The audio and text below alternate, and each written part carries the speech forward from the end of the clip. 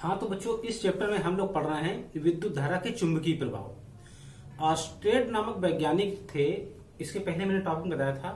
उन्होंने बताया था कि जब किसी धारावाही चालक तार में, जैसे कि कोई ये धारावाही चालक तार है, इसमें से वैद्युत धारा प्रवाहित की जाती है तो इसके चारों ओर एक चुंबकीय क्षेत्र उत्पन्न हो जाता है।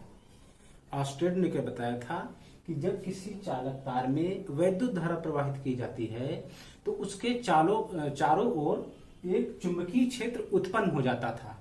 तो इसी को बेस मानकर फैराडे ने सोचा, इसी से बेस मानकर कि जब विद्युत धारा से चुंबकीय क्षेत्र उत्पन्न हो सकता है तो क्यों ना चुंबकीय क्षेत्र से विद्युत धारा उत्पन्न हो जाए। उनकी थीसिस यही थी, उनका विचार यही था कि ऑस्टेड ने बताया है कि विद्युत धारा से चुंबकीय क्षेत्र उत्पन्न होता है। चुंबकीय क्षेत्र उत्पन्न होता है किससे? वैद्युत धारा से।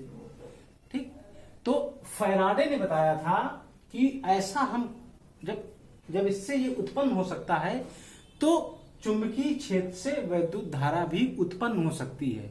तो इसी पर उन्होंने कार्य करना शुरू किया, बहुत से प्रयोग किए और बताते ऐसा हैं कि एक बार वो प्रयोग कर रहे थे, एक कुंडली रखी हुई थी इस तरह से। ठीक, इसको जो है हम एक परिपथ में जोड़ दें, इस तरह से जोड़ दें। ठीक, अब इसके चारों ओर वो चुंबक रखते थे, ठीक, मैग्नेट रखते थे अपने प्रयोग में। कुंडली बना ली, ठीक, कुंडली के चारों ओर वो चुंबक रखते थे।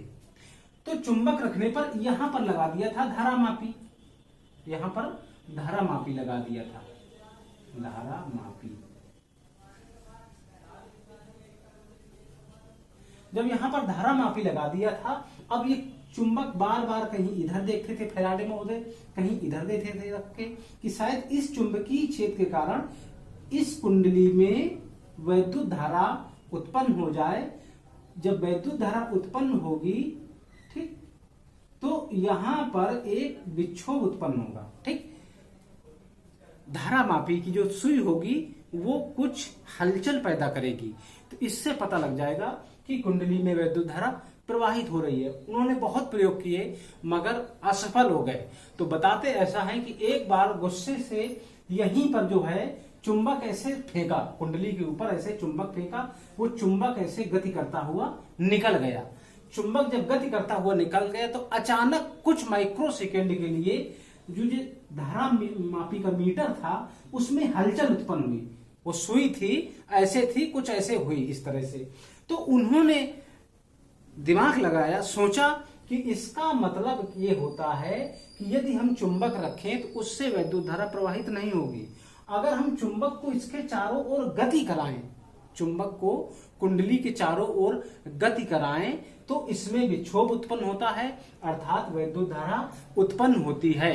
तो बच्चों, बस जो मैं बता गया टोटल यही फैराडे का प्रयोग था, फैराडे के विद्युत चुंबकीय प्रेरण के प्रयोग। तो यही चीज थी, इसी को फैराडे महोदय ने किया था, वही आज हम आप लोगों को हम बताने जा रहे हैं। तो आप लोगों को ये जो बेस पॉइंट है ये समझ में आ गया होगा कि कैसे उन्होंने अपने रिसर्च को आगे बढ़ाया और सफलता मिली और चुंबकीय क्षेत्र के कारण क्या उत्पन्न किया, वैद्युत धारा को उन्होंने उत्पन्न किया। तो उसका जो है हम देखते हैं प्रयोग उन्होंने कैसे कैसे किए थे। हाँ, इसके पहले बच्चों एक और बात बता देते हैं कि जब गति करता हुआ, जैसे कि यह हमारी एक कुंडली रखी हुई है, ये जो है एक हमारी ऐसे कुंडली है, यहां पर एक हमारा धारामापी लगा है इस तरह से, इसको सीधा बना दे एरो में, इस तरह से लगा हुआ है और यहां पर कोई ऐसे एक चुंबक का टुकड़ा रखा है, ये चुंबक रखा है। जब चुंबक का टुकड़ा रखेंगे तब जो है इधर से चुंबकीय तरंगें ऐसे निकलना शुरू हो जाएंगी, ऐसे ऐसे ऐसे निकलती हैं इस तरह से, ऐसे ऐसे ऐसे ऐसे ऐसे ऐसे ये चुंबकीय तरंगें निकलती हैं। तो इस पोजीशन में जब ये चुंबक स्थिर है, कुंडली स्थिर है, तो इसमें ये जो धारा मापी लगी हुई है, धारा मापी लगी हुई है, इसमें से कोई विक्षेप नहीं होता है। उन्होंने चुंबक को गति कराया था। तो गति कराने का मतलब ये होता है कि चुंबकीय बल रेखाएं हैं, जब इनमें परिवर्तन होगा, इनके मान में परिवर्तन होगा, तब जो है क्या उत्पन्न होगा, वैद्युत धारा उत्पन्न होगी। तो ये जो अभी रेखाएं निकल रही हैं, इनका एक निश्चित मान इस कुंडली में जा रहा है। जब एक इनमें परिवर्तन होगा, चुंबकीय बल रेखाओं में लगातार परिवर्तन करेंगे हम, तब जो है हमारी वैद्युत धारा उत्पन्न होगी। तो इन्होंने तीन प्रयोग किए। पहला प्रयोग इनका था प्रयोग नंबर 1। प्रयोग नंबर एक क्या था? प्रयोग नंबर 1 था कि उन्होंने क्या बनाया, एक कुंडली बनाई और एक चुंबक लिया। फैराडे महोदय ने एक कुंडली बनाई, एक उन्होंने ऐसे चुंबक ले लिया। ये हमारा क्या है, चुंबक है। ऐसे कुंडली उन्होंने एक बना ली, यहां पर एक धारा मापी लगा लिया, धारा मापी। यहां से चुंबकीय बल रेखाएं ऐसे गुजर रही हैं। ठीक। प्रयोग नंबर 1 में देखा कि जब किसी चुंबक को किसी कुंडली के समीप रखते हैं और चुंबक स्थिर होता है, तो उस दशा में धारा मापी में कोई विक्षेप उत्पन्न नहीं होता है। इसका मतलब ये होता है कि परिपथ या कुंडली में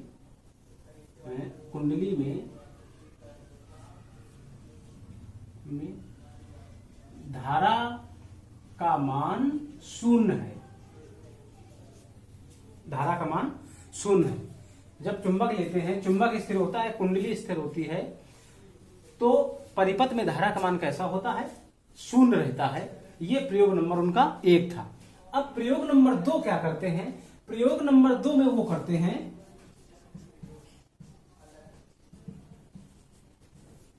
प्रयोग नंबर 2 में यही पोजीशन होती है, परंतु क्या होता है कि चित्र यही बनेगा, सब कुछ यही बनेगा। उसमें क्या करते हैं कि चुंबक को पास ले जाते हैं। जब चुंबक को पास ले जाएंगे तो ये चुंबकीय बल रेखाएं हैं, अर्थात चुंबकीय क्षेत्र में जो है परिवर्तन होगा, या चुंबकीय बल रेखाओं में परिवर्तन होता है। जब चुंबकीय बल रेखाओं में परिवर्तन होता है तो हमारा जो है धारा मापी में विक्षेप होता है, और ये सुई घूमकर इस तरह से हो जाती है, ऐसे इस तरह से हो जाती है। इसका मतलब कुंडली में धारा प्रवाहित होने लगी, ठीक, जिसकी ऐसे सुई बहती है। अब हम इस धारा को कहीं भी ले जाना चाहते हैं, आप इधर से लेके और कहीं यूज कर सकते हैं। जब उत्पन्न हो गई सर्किट में धारा, तो जब हम चुंबक को करीब ले जाते हैं कुंडली से, तो दाहिने हाथ की ओर सुई झुकती है, या दाहिने हाथ की ओर विक्षेप उत्पन्न होता है, किसमें, धारा मापी में। तीसरा प्रयोग उन्होंने किया, प्रयोग नंबर 3 में क्या बताया? प्रयोग नंबर 3 में बताया उन्होंने कि जब हम एक चुंबक लेते हैं इस तरह से, ये क्या है, चुंबक है, मैग्नेट है, इसको लेते हैं और एक परिपथ में रखते हैं इस तरह से, इससे चुंबकीय बल रेखाएं गुजर रही हैं ऐसे। अब इसको हम दूर ले जाते हैं, इस तरफ लाते हैं, इसमें इसको इस तरफ ले जा रहे थे, अब इसमें हम इसको इस तरफ लाते हैं, तो बाईं ओर इस तरह से, बाईं ओर धारा मापी में विक्षोभ होता है, बाईं ओर धारा मापी की सुई गति करती है। तो इससे जो होता है कि जो धारा की दिशा विपरीत हो जाती है। पहले इस दिशा में धारा बह रही थी, अब धारा इस दिशा में बहने लगती है। तो उन्होंने ये 3 प्रयोग किए। पहला प्रयोग क्या था? जब किसी चुंबक को किसी कुंडली के पास रखा जाता है और दोनों स्थिर होते हैं, तो कुंडली में या परिपथ में कोई धारा नहीं बहती है। दूसरा प्रयोग किया, जब किसी चुंबक को किसी कुंडली के समीप रखा जाता है और चुंबक को कुंडली की ओर गति कराते हुए हम ले जाते हैं, तो धारा मापी में दाहिने ओर विक्षेप होता है, सुई दाहिने ओर गति करती है। तीसरा प्रयोग उन्होंने किया, जब किसी चुंबक और कुंडली को समीप रखते हैं और चुंबक को कुंडली से दूर ले जाते हैं तो धारा मापी की जो सुई होती है वो बाईं ओर गति करती है या बाईं ओर झुक जाती है। तो ये फैराडे के उपयोग थे। तो इस तरह चुंबक जब गति करता है, चुंबकीय बल रेखाओं में परिवर्तन होता है, उसके कारण कुंडली में जो धारा उत्पन्न होती है उसे क्या कहते हैं? प्रेरित धारा कहते हैं। जो धारा उत्पन्न होती है उसे क्या कहते हैं? प्रेरित धारा बोलते हैं, प्रेरित धारा बोलते हैं। ठीक, और इस घटना को, ठीक, चुंबकीय बल रेखाओं के परिवर्तन के कारण कुंडली में जो धारा उत्पन्न होती है उस धारा को प्रेरित धारा कहते हैं। आप नोट्स में लिख सकते हैं कि चुंबकीय बल रेखाओं के परिवर्तन के कारण किसी कुंडली में जब धारा उत्पन्न होती है तो उस धारा को हम प्रेरित धारा कहते हैं। और इस घटना को, इस पूरी घटना को हम क्या कहते हैं?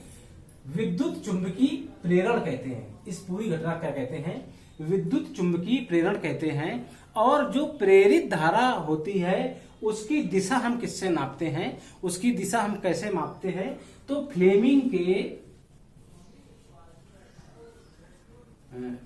के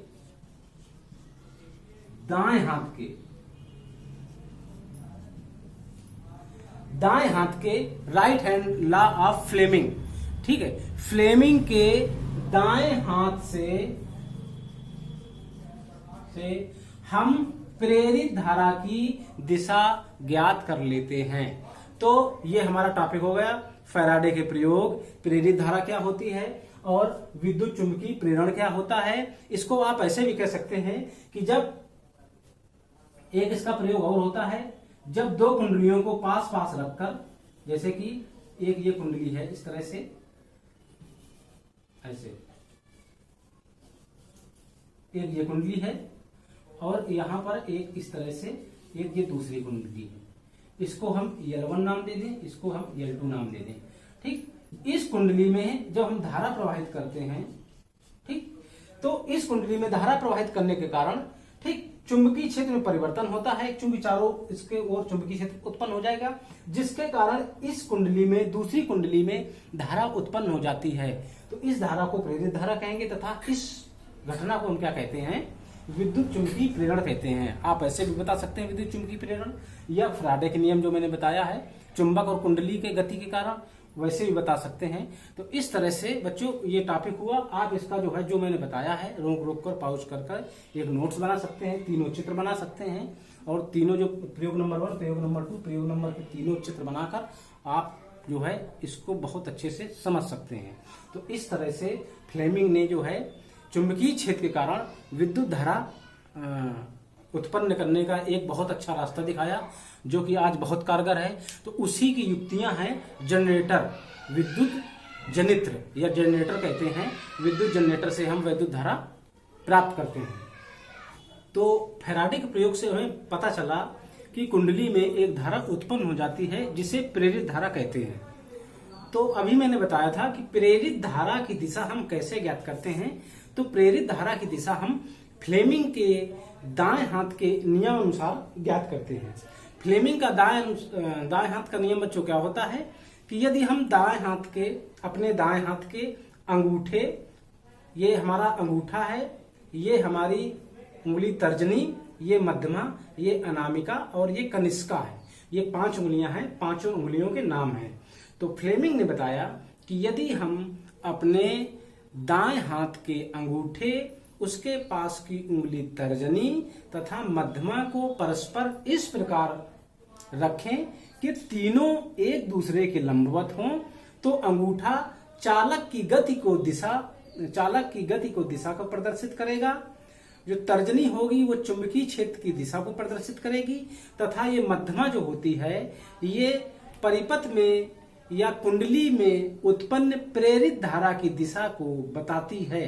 तो ये फ्लेमिंग महोदय ने बताया था। तो इसका देखो मैंने बच्चों चित्र बनाया है। तो फ्लेमिंग ने क्या बताया था, फ्लेमिंग के नियमानुसार यदि हम अपने दाएं हाथ के ऐसे इस तरह से मैंने सेट किया है, यदि हम अपने दाएं हाथ के अंगूठे उसके पास की उंगली तर्जनी और मध्यमा को परस्पर इस प्रकार फैलाएं कि तीनों एक दूसरे के तीनों लंबवत रहें, तो अंगूठा चालक के गति की दिशा कामा तर्जनी चुंबकीय क्षेत्र की दिशा को बताए, तो मध्यमा कुंडली में या परिपथ में उत्पन्न प्रेरित धारा की दिशा को बताती है। तो ये फ्लेमिंग का नियम है। इनके अनुसार ये चालक की गति की दिशा बताएगा, चालक की गति, ये चुंबकीय क्षेत्र बताएगी,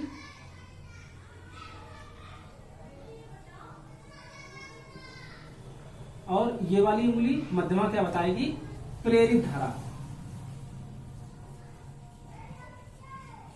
ये फ्लेमिंग का नियम है, आप अपने अनुसार लिख सकते हैं। बहुत सिंपल नियम है, इसमें कोई कठिन बात नहीं है। बस इतना सा करना है कि यदि हम अपने दाहिने हाथ के अंगूठे उसके पास की उंगली तर्जनी तथा मध्यमा को इस प्रकार फैलाएं कि परस्पर लंबवत हों, तो अंगूठा चालक के गति को दिशा को प्रदर्शित करता है, यह बताता है। तर्जनी चुंबकीय क्षेत्र की दिशा को बताती है, तथा मध्यमा जो होती है उत्पन्न चालक में उत्पन्न या कुंडली में उत्पन्न या परिपथ में उत्पन्न प्रेरित धारा की दिशा को बताती है। तो ये हमारा फ्लेमिंग का नियम है। तो इसको जो है आप अपने भाषा में लिख सकते हैं। तो ये फ्लेमिंग का नियम है। चित्र बना सकते हैं ऐसे साधारण। फिजिक्स में वैसे भी चित्र का विशेष कोई रंगाई पुताई से ज्यादा महत्व नहीं होता है, केवल सिंबल होते हैं। तो मैंने सिंबल दिखा दिया है, तो आप ये फ्लेमिंग का नियम आराम से कर सकते हैं। हाँ, तो मैंने आपको समझाया, आपको समझ में आ गया होगा। तो आप जो है इसकी परिभाषा फ्लेमिंग का नियम आप नोट्स में लिख सकते हैं। जो मैंने बताया था वही लिखा है, आप इसका स्क्रीनशॉट लेकर नोट्स बना सकते हैं। तो आज का टॉपिक यहीं तक।